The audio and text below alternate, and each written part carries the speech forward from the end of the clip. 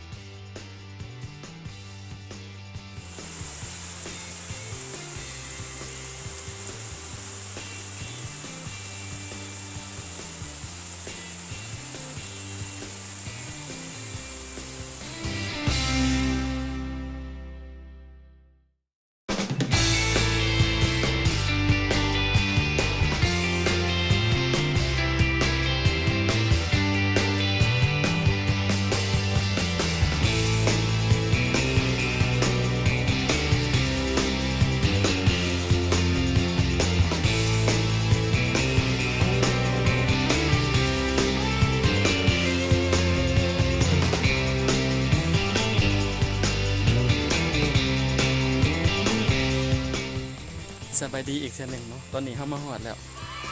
ขึ้นมาฮอดเกือบจุดเทิงสุดของศาลสีดาละซึ่งบรรยากาศค่อนข้างจะเต็มไปด้วยหมอก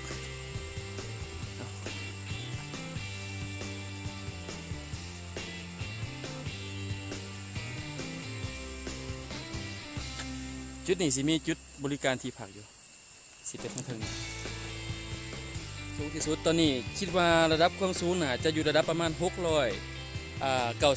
เมตรเนาะหรือว่าประมาณเกือบ700 เมตรสูงจากระดับน้ำทะเลเนาะ